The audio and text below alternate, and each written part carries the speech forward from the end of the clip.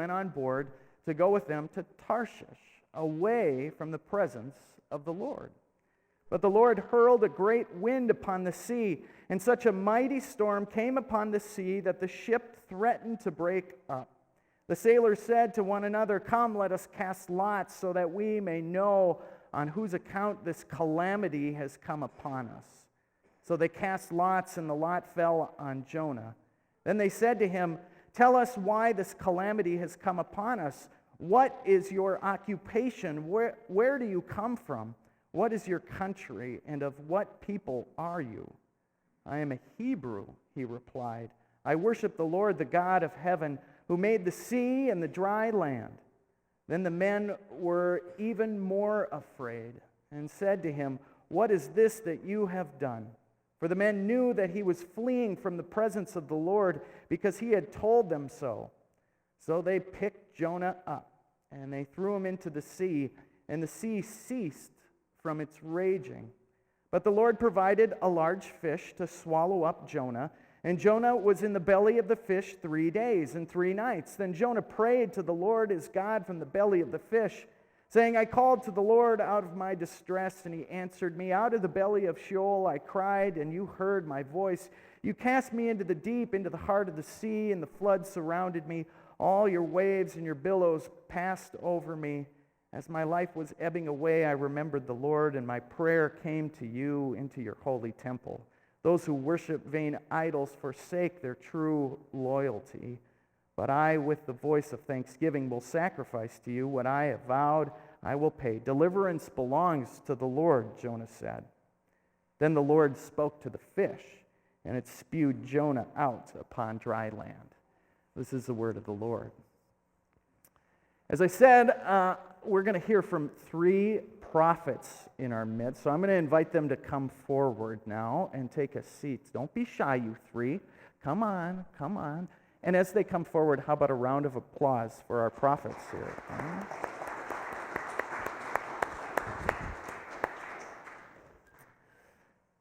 These are brave people, very brave people. Folks, today we heard the story of Jonah, right? And it's one of those stories we're very familiar with. You know, even my little Yorin, a 5-year-old, he knows this story by heart, right? We learned it in Sunday school, if you were a Sunday school attendee as a kid. It's this fictitious, wild story about this big old fish that God provides, right?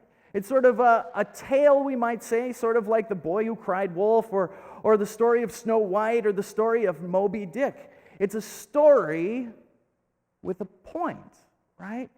It's a story with a point. So the story goes that God told Jonah to go where? To Nineveh, right? He said, go to Nineveh. He couldn't have been clearer. And which way did Jonah go? The opposite, right? Anybody else relate to that? I certainly can. Nineveh just is a caricature of a city, a big city. What words do we use to describe big cities? Nothing good happens there. I remember when I told my grandmother I was moving to Minneapolis, she said, "Well, what can you get there that you can't get here?" she said. We're taught, maybe some of us who grew up in the Midwest, that the big city is bad. It's evil. When I was a kid, I hate to admit this, we called it Murder-apolis. Anybody else? Yeah. The city's bad. And so Jonah was told, go to the city because I need you there, right? And Jonah ran the opposite direction. Well, you know how the story goes. The story goes that Jonah jumped on this boat, and eventually they figured out that Jonah had done something wrong. And so what they do to him? They threw him overboard into the sea. They gave him what he deserved, we might say. But God didn't give up on Jonah, right? God didn't give up on Jonah. God provided a fish, the story says. In this sort of fantastic story, this fish swallows up Jonah, right? And we know the rest of the story. It spits Jonah out on dry land because God wasn't done with Jonah. God wasn't done with Jonah. Well, God again then says, Jonah, go to, help me, Nineveh, right? And the story says that this time he did go, And if we were to read the whole story, we'd find out that there in Nineveh, he preached a sermon, and lo and behold, in Nineveh, the people repented. They turned their ways. They turned from evil to good. And it says God changed God's mind about the people of Nineveh and forgave them. And that's when Jonah really starts acting like us, because that's when Jonah gets really ticked. How could you, God? How could you forgive them? Jonah's one of these stories, I think, that I really enjoy, because it's about this ordinary guy, Jonah. He's ordinary. I hate to admit this, he's kind of like me, right? I know the feelings that Jonah has. I know I'm supposed to go there, but it's sure a lot easier to go that way, right? And then when people get forgiven or they get things they don't deserve, I guess I'm the first to admit I get a little tick sometimes. Jonah was an ordinary guy, and that's part of the story. But there's another part to the story in that we have this image of God as this amazingly generous God. Jonah deserved to get thrown into the sea, right? And what's God provide? The big fish, right? Nineveh deserved to be destroyed, but God forgave them. It's a story of this amazingly generous God. It's about this ordinary guy named Jonah and this amazingly generous God. Well, Wayne, I want to thank you for your words today. Wayne got up and shared a little bit about our stewardship that we've been talking about over the last few weeks here at Calvary. It's about generosity, right? And today is the last Sunday in our 3-week series where we're sort of bringing up this theme of generosity. And this story of Jonah is a story of generosity. So I brought three fine prophets up here. Jonah was a prophet. And I've got 3 ordinary prophets in our midst here. And I told them before we started that I want them to share 3 things and 3 things alone as we talk about each of us as ordinary prophets of an extremely generous God. So the first one shouldn't be hard for you, right? I asked you just to tell us a little bit about yourself, okay? Tell Joe. Pat, would you start? Would you tell everybody? I want a sister, by the way. My name's Patrick Gwynn. I'm from Alexandria, Minnesota. A little bit about myself. And how you got to Calvary. How I got to Calvary. Randy Hansen called me one day. Of course, he's not here. He's out having coffee or whatever. Mm-hmm. He called me and said they needed somebody to help with the praise band, with the sound and whatnot. So I thought, well, why not? I'm a Catholic, by the way. So I felt kind of different coming in here, and I was the only Catholic sitting in here that I knew of. So it was, but my first time here was very refreshing. And it didn't take me long to know this is where I wanted to be. And that's how I got here. Thank you. And I'm very glad I'm still here. Thanks, Pat. Even though Wayne tried to send me home to go read chapter 25. Oh, shoot. Marlene, tell us who you are and how you ended up at Calvary. We retired, Tom and I retired way back when, and we lived in the metro area, and we decided to move up here. And when we got here, we decided, well, you don't want to have to change churches in a small town, so we were going to make sure we chose the right church. So we thought, well, let's start with Calvary. So we came to Calvary, and we were so smitten with the church that on the way out the door, I remember it precisely. We looked at each other and thought, what's the use of going to any other church? We knew without a doubt that this was a church for us, and so that's where we ended up here. Wonderful. Thank you. Travis, tell us a little bit about yourself and how you ended up here. All right, I'm Travis Wohlhalter, and my wife Lori moved here in 2000. So we've been a member here for 15 years.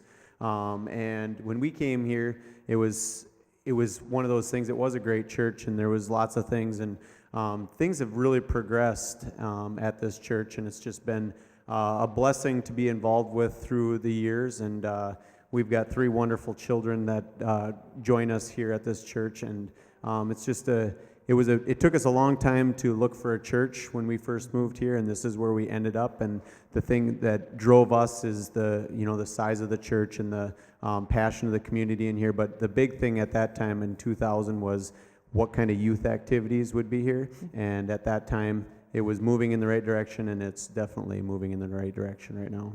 Thank you. Thank you. All right, Patrick. So, prophet. Talking about prophets. Jonah was a prophet, and prophets speak words about God, right? And I ask you to think about this question.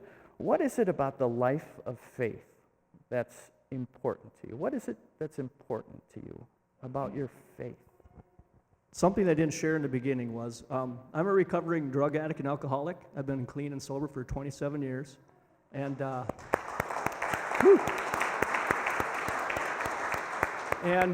I was pretty trapped and I didn't know what to do, so I took a risk. I got on my hands and knees, and all I asked God to do was just take the compulsion to use drugs and alcohol away. That's all I asked. I didn't ask Him to heal me or anything else. I said, just take that away that I don't want to use today.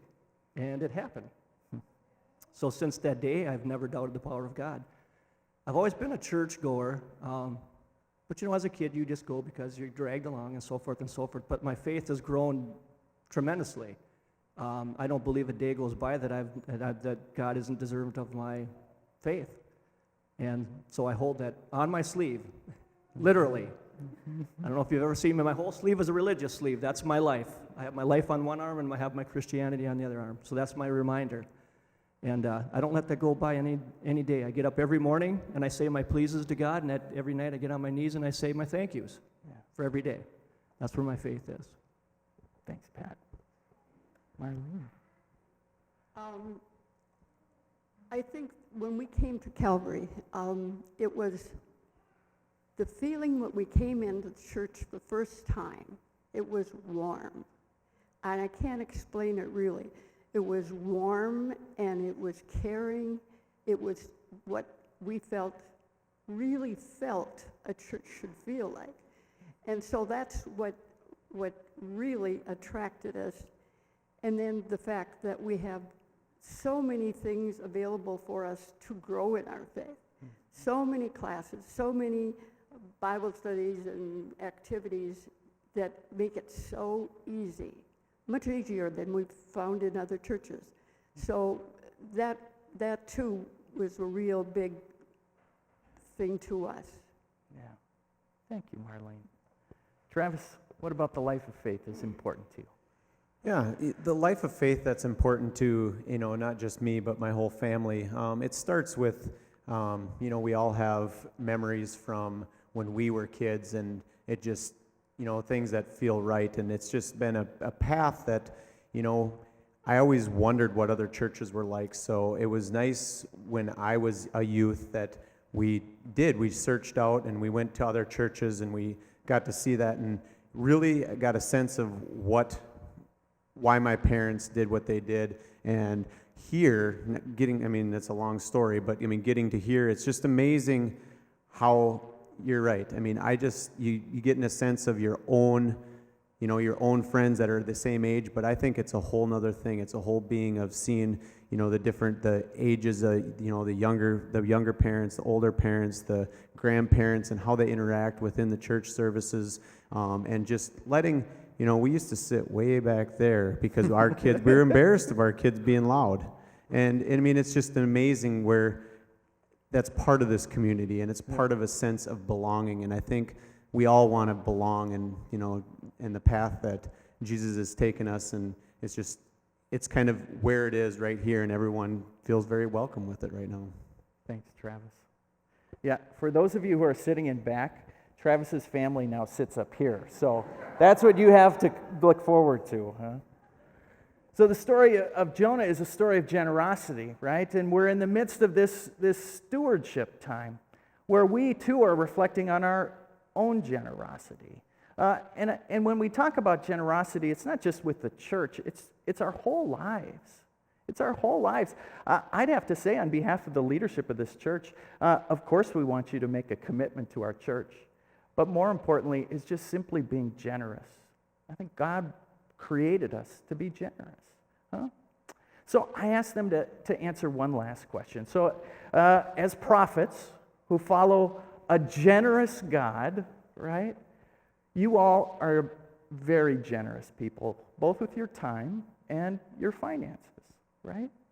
Why do you choose, I'm going to talk about finances in particular, why do you choose to be financially generous with your church?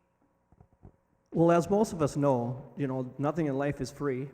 Especially nowadays, things cost a lot of money. But that's not the reason that I give.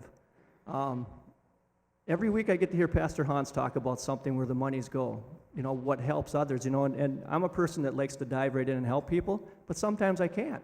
I can't go over to Africa, and I can't go over to these other countries or even other states and help these people, but my money can. Mm-hmm. And Lydia, that was here for a short period of time, said 3 things that really stuck to me. She said the 3 things that she does in life are she worships God, she helps her neighbors, or she loves her neighbors, and you help others. And I thought, that is as simple as it gets. Mm-hmm. So I thought, why can't I? Mm-hmm. I believe what's been given to me, I should give away. Mm-hmm. Everything, no matter what it is, whether it's knowledge, whether it's my help, my money. It's been given to me freely. I think I should do the same for others. Thanks, Pat.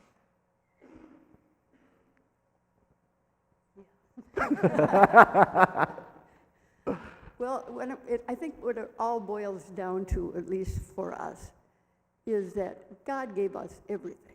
Every blessing, everything, all in our past and our present and future, and He continues to do it. And I think, how can we not give back when we have been given so generously? So, and that's like worldwide. That's just giving in general.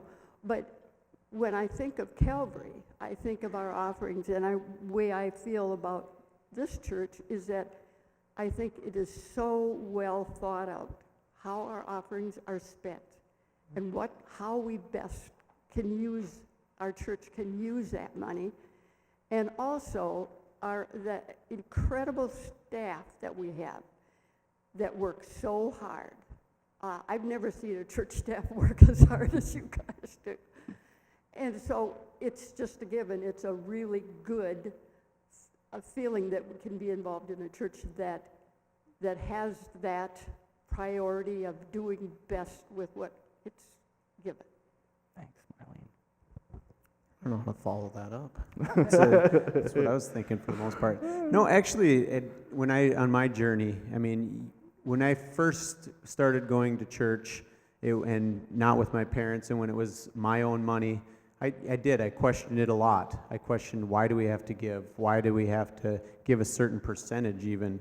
And it just kept to, that point. But to this point right now, it is, when things are going well in a church like this, it's very easy to give, because you do see, like you said, it's so amazing, all the things, all the opportunities other families are getting, and all the things that it does go to, and just the sense of, being in the community. You go to Calvary, I hear great things there, and just being part of that. But the thing is, why we give is because you're right, it builds, you're part of something, and it's just, you're right, it's all God's money, and giving back gives you that sense of, we wish we could do more, and that's that sense of doing more for somebody. Awesome. How about a round of applause for these prophets up there, huh? Thank you, you guys. Before they go sit, well, you can go sit down. We didn't practice this, huh? They did amazingly well, amazingly well. Folks, each one of us, are prophets, right? Everyday, ordinary prophets. Turn to your neighbor and say, you are a prophet. Huh? There we go. You are. You're extraordinary prophets. We ordinary people are extraordinary prophets of this deeply generous, generous God. Thanks be to God. Amen.